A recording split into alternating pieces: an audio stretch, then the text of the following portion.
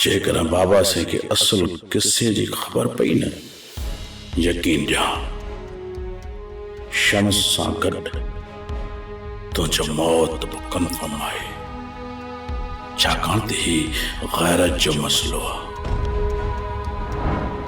तू जानी थी, तू चङी तरह जानी थी त गैरत जे मामले में थींदड़ खून जो को बि दाद फरियाद नाहे थींदो, न ई को पुछाणो थींदो आहे। समझ त मूं तुंहिंजी इहा ॻाल्हि ॿुधी छॾी ऐं डिॼी वियसि। जेको तोखे पेट में सूर आहे न, तूं उहा ॻाल्हि पंहिंजी बयान कर।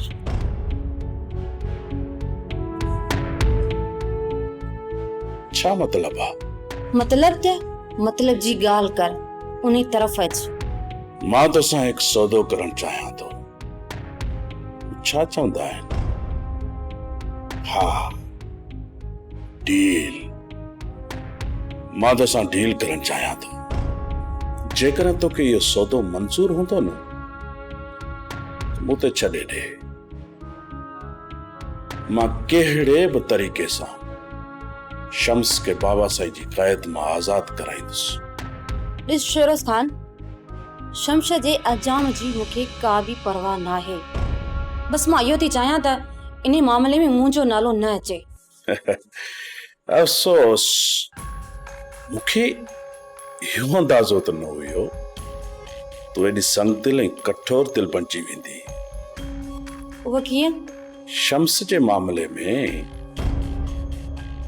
तुंहिंजो रवैयो कीअं थो बयान करे? पुराणो तालुक?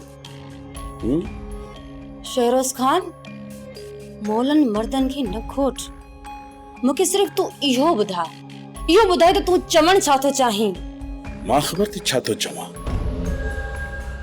मां चाहियां थो त तूं ही हवेली छॾे हली वञ, छो त कंहिं बि सूरत में तोखे पंहिंजी माउ मां तस्लीम न कंदुसि, न ही पंहिंजी माउ जी हवेली में तोखे रहण ॾींदुसि।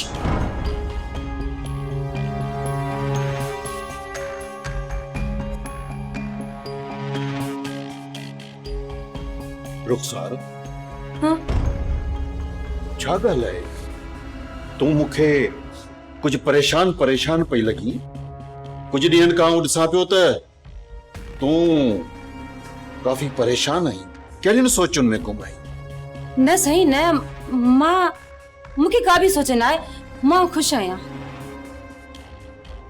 जेकॾहिं तूं ख़ुशि आहीं त सुठी ॻाल्हि आहे, छो जो आउं तोखे ख़ुशि ॾिसण थो चाहियां। हा साईं, मां बिल्कुलु ख़ुशि आहियां। मां ख़ुशि आहियां। वेरुन जी वस्ती,